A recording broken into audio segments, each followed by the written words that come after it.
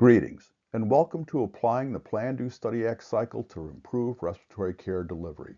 I'm Bob Brown, the developer and content manager of the Pulmonary Diagnostic Laboratory Resource Center. This section will overview many aspects of one implementation science principle, the Plan, Do, Study, Act, the PDSA cycle. The PDSA cycle has been used in the diagnostics arena for numerous years, but in many cases has not been recognized by this term. So why am I interested in this topic? Well, my professional careers have provided me with opportunities to be immersed in the healthcare quality world through actions, teachings, and publications. For about the last 4+ years, while employed in Merck Medical Services Division of Vaccinology, Immunology, and Infectious Diseases, I had the opportunity to daily teach key opinion leaders on implementation science concepts and the importance of incorporating these principles when developing, monitoring, and implementing sustainable immunization programs within their organization. Additionally, prior to implementation science becoming a recognized field, I taught and published on methods to improve upon the quality of pulmonary diagnostic laboratory delivered services. So with that as background, let's get on with this presentation. I have no conflicts to report. These are the focus areas that will be reviewed in this presentation. Just a quick side note that the presentation's focus is placed on respiratory care. However, the PDSA cycle may be employed in all healthcare delivery areas. As background, barriers to healthcare delivery arise not only from the insufficient resources and the culture and climate of the organizations, but also from issues commonly associated with service delivery. Too often, healthcare services fail to be efficient, timely, well-organized, evidence-based, and client-centered. Thus, attempts have been made to improve healthcare via process improvement approaches that are drawn from fields outside of healthcare, such as organizational development and engineering. As we go through this presentation, keep the message from this slide in the back of your mind. Proven implementation science constructs, for example, the Plan, Do, Study, Act cycle, plus evidence-based practices, result in high-quality healthcare service delivery.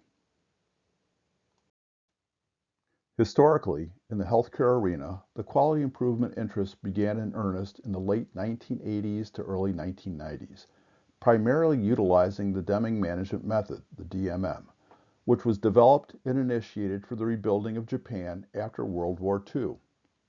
In essence, this Deming management method incorporated the Plan, P, Do, D, Check, C, Act, A, the PDCA cycle to assure the quality of processes.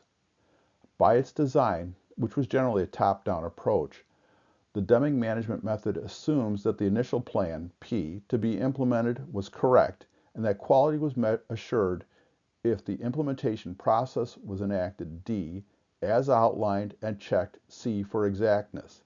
If the D and C aspects were not as expected, then action A was taken, for example, retraining, and the plan was reinitiated. The PDCA cycle was followed and assessed until the intent of the original plan was achieved. While these concepts were, for the most part, satisfactory for their original intent, they improved to be limited in a fluid, dynamic environment such as healthcare. However, the Deming management method was instrumental in providing the initial understanding of the importance of developing and monitoring quality processes in healthcare. There may, however, be select instances when the PDCA cycle can be an effective quality management instrument in respiratory care. For example, pulmonary diagnostic test interpretation turnaround time. Further refinements followed, such that a quality improvement program commonly addressed aspects of the following. The quality improvement program number 1 is initiated because of a specific problem with a specific system through identification of area or areas for improvement and to develop strategies to improve the problem. Number 2, goals and findings lead to improvements within current practice paradigms. Number 3, is rarely rigorously evaluated. And number 4, results in failed outcomes and reasons are frequently unknown. These last two findings are inherent limitations of a common healthcare quality improvement program in that there's a general lack of process evaluation, follow-up, and potential revision of the original plan. If the process was unsuccessful, the user needs to question if the original plan goal and/or assumption was correct to begin with. Continuous quality improvement somewhat address these deficits by placing additional emphasis on the evaluation phase and help spur the development of the Plan, Do, Study, Act, the PDSA implementation strategy cycle for improving healthcare quality and outcomes. The Plan, Do, Study, Act cycle was also attributed to W. Edwards Deming. The PDSA cycle is a process planning progression that, because of its design, continuously involves the user to document, collect, and evaluate data against the original proposal, the plan. Unlike the PDCA cycle, this cycle methodology additionally allows for the option of abandoning the proposed plan if the collected data do not support the original prediction, the plan. The specific recommended components of the PDSA cycle will be overviewed later on in this presentation. Additionally, unlike the PDCA cycle, the PDSA cycle involves all staff when assessing areas for improvement and suggesting and testing potential solutions. This inclusive approach increases the likelihood that staff will embrace the change that is a key requirement for successful quality improvement. Both PDCA and PDSA cycles are important total quality management tools. However, there are fundamental differences in these two principles.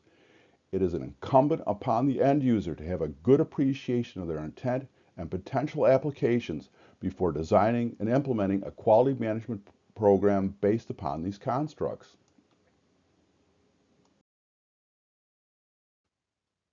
So, what are implementation research and implementation science?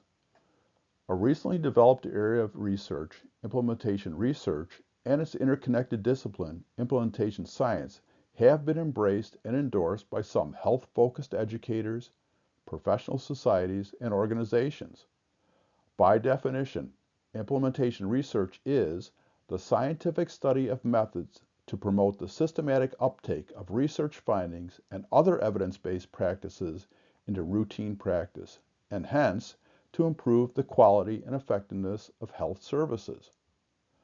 According to the definition proposed by the National Implementation Research Network, implementation science is the study of factors that influence the full and effective use of innovations in practice.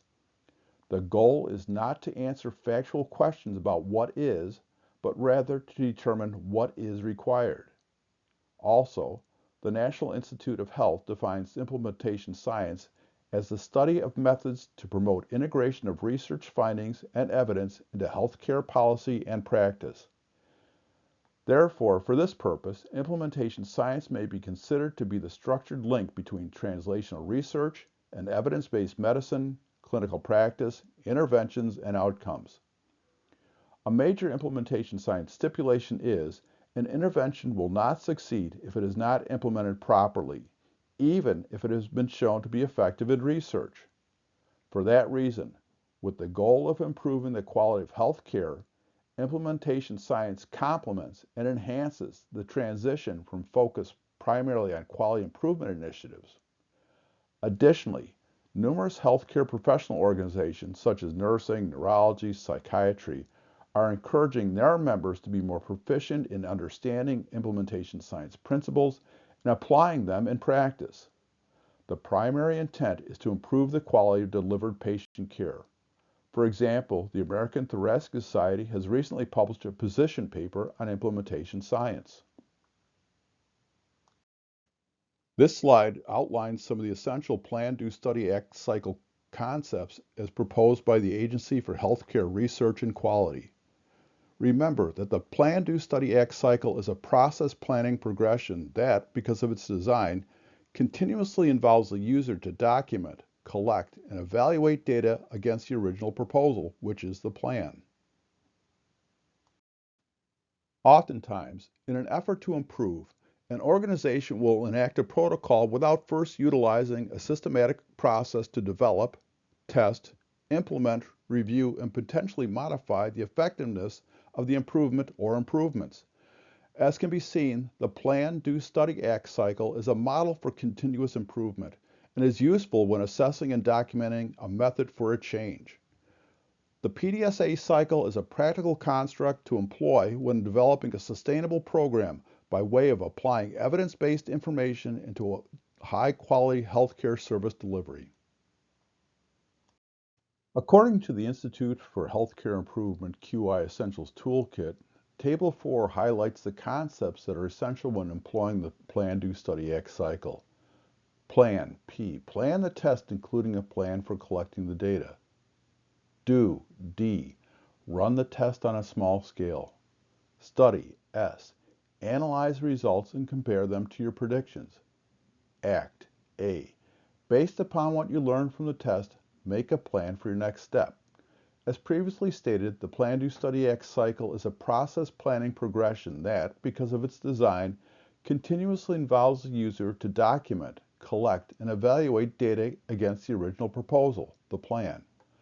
Unlike the Plan, Do, Check, Act cycle, this cycle methodology additionally allows for the option of abandoning the proposed plan if the collected data do not support the original prediction, the plan. Key components of each step of the Plan, Do, Study, Act cycle are outlined in Table 4. These components may be used as a guide when developing, evaluating, modifying, and/or eventually implementing your healthcare initiative. Additionally, unlike the Plan, Do, Check, Act cycle, the Plan, Do, Study, Act cycle involves all staff in assessing problems and suggesting and testing potential solutions. This inclusive approach increases the likelihood that staff will embrace the change or changes that is a key requirement for successful quality improvement. The Plan, Do, Study, Act cycle has long been used in the pulmonary diagnostic laboratory setting, but may not have been recognized by this term. Also, as we go through the next scenario, think how often you use the PDSA cycle in everyday life. What about before you go grocery shopping, filling your car with gas, and so forth? This generic spirometer calibration process essentially follows the implementation science concept of the Plan, Do, Study, Act cycle. First of all, for the plan, we're going to calibrate the spirometer. For the Do portion, the D portion, we're going to power on the system, introduce appropriate information into the calibration program, do a quick calibration syringe leak test, and then introduce calibration syringe volumes at various emptying and filling rates, from low to high. For the S portion, the study portion, we're going to evaluate the recovered volumes. Do they fall within previously established acceptable values? This is what I mean by assessing recovered values. A 3-liter syringe is the calibrating standard in the study aspect of the PDSA cycle. This is a graphic representation of spirometer calibration verification recovered values over a specific time. The overall mean syringe recovered value is 3.00 liters with a plus or minus 2 standard deviation range from 2.96 liters to 3.04 liters. This variation from the mean is well within the acceptable recommendations and illustrates that this spirometer is functioning in an acceptable fashion and can be used for client testing. Continuing with generic spirometer calibration, we're now at the ACT portion, the A portion. Use the spirometer if calibration values are acceptable. If calibration results are unacceptable, troubleshoot the source or sources of error. And finally, with using this generic spirometer calibration example, if the calibration values are unacceptable, troubleshoot the source or sources of error and reinitiate the PDSA cycle until the derived calibration results fall within the previously established acceptable ranges. Keeping the following 3 concepts in mind, the Plan, Do, Study, Act cycle can be implemented for several areas in respiratory care. Number 1, what are we trying to accomplish? The aim is to determine which specific outcomes you are trying to change. Number 2, how will we know that a change is an improvement? You need to identify the appropriate measures to track your success. Number 3, what change can we make that will result in an improvement? You need to identify the key changes that you will actually test. This next example will review how the Plan, Do, Study, Act cycle can be used when assessing the functionality of a pH blood gas analyzer through calibration and calibration verification with quality control products. The PDSA process is the same, but will illustrate how the flow may be slightly adjusted to reach the intended endpoint. The setup is as follows.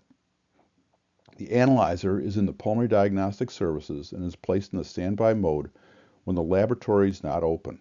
Prior to use, the analyzer needs to be placed in the operation mode and the appropriate information entered in the appropriate menu. The user must now determine the functionality of the analyzer. For plan, it's assess pH blood gas analyzer operability. Do, introduction of calibration agents. You need to maintain a record of the date and time of calibration, and you need to introduce quality control products. Study. If the instrument calibrated according to manufacturer specifications, perform calibration verification. In other words, you analyze your quality control products results. Do the derived results fall within a predetermined expected acceptable ranges? Act. Use the instrument if quality control product runs are acceptable. Maintain a record of the date, time, quality control material lot number, and derived data. Reinitiate the Plan, Do, Study, Act cycle regarding analyzer operability per laboratory policy. Do not use the instrumentation if the analyzer will not calibrate and/or if quality control results are unacceptable. You need to troubleshoot the source of error. So what you need to do then is go back to the PDSA cycle where P remains as assessed pH blood gas analyzer operability. Do is now, after troubleshooting the source of error, document your intervention. Maintain a record of the date and time of recalibration and reevaluation of calibration verification using quality control products. Study is again, analyze quality control products results. Do derived results fall within a predetermined expected or acceptable ranges? Act. Use the instrument if quality control product runs are acceptable. Maintain a record of the date, time, quality control material lot numbers, and derived data. Reinitiate the PDSA cycle regarding analyzer operability per laboratory policy. However, repeat the PDSA cycle until the problem or problems are rectified. The analyzer operability is assessed via successful calibration and calibration verification. As an added feature, under ACT, perform proficiency testing as directed. As can be appreciated, the PDSA cycle may need to be used numerous times to achieve the desired result. After all, that's why it's called a cycle. So while this scenario is specific to one area, the exercise is applicable to all areas of healthcare delivery. And the big question is what would you do in your particular healthcare setting? So for background, a respiratory care department staff consists of 48 full and part-time respiratory therapists who commonly work a consistent shift, that is, an AM, PM, or night shift. However, at times, they may need to work an off shift. At some point, all respiratory therapy staff have been trained to perform spirometry. Well, congratulations, you're now the new manager of the Pulmonary Diagnostic Services, which is part of the Respiratory Care Department. Outpatients are the primary customers. The Pulmonary Diagnostic Services hours of operation are Monday through Friday, 8 a.m. to 5 p.m. Your medical director pops in to inform you that, institutionally, the quality of all spirometry carried out and data reported falls within your scope of responsibilities. This responsibility includes spirometry performed outside of the Pulmonary Diagnostic Services laboratory. So you're just 2 weeks into your role as manager of the Pulmonary Diagnostic Services, and you read that the ATS ERS has just published updated spirometry performance standards. So here's the question. By employing the PDSA cycle, how will you design, evaluate, modify, and implement a program that ensures dissemination of the updated ATS ERS spirometry performance standards to all personnel performing spirometry? This program includes assessing initial competence as well as assuring sustained competence to obtain and report valid spirometric information. Just remember, this is work, but also have fun. The most important aspect of this slide is your thoughts here. You know that the healthcare industry is changing from volume-based to evidence-based practices, and that payers and patients are expecting more return on their dollar. As you develop new or modify existing programs, you know that you will need to be more cognizant of implementation science concepts and how to incorporate these constructs in order to build viable and sustainable programs that meet the needs of your customers. This slide summarizes my final Plan, Do, Study, Act cycle thoughts. The PDSA cycle is commonly used in the pulmonary diagnostic laboratory to assure consistency and quality of instrument calibration, performance, along with client testing through instructions, coaching, results assessments, etc. It's also applicable outside of the laboratory environment when designing, evaluating, modifying, and implementing new and/or modifying existing healthcare delivery services. Assuring that the end users have an active stake in program development should ensure early buy-in in program success. And this construct encourages the user to adapt, adopt, or abandon the project as needed. No matter how much preparation went into a plan, you learn through your actions and may or may not be an achievable initiative. And it's work. While it's work, if your efforts lead to an improvement in healthcare delivery, then it sure is worth the effort. So this slide lists some select resources addressing implementation science as well as the Plan, Do, Study, Act cycle. Unless you plan to return back to this presentation, I suggest that you take a screenshot of this slide so that this information will be available for your review.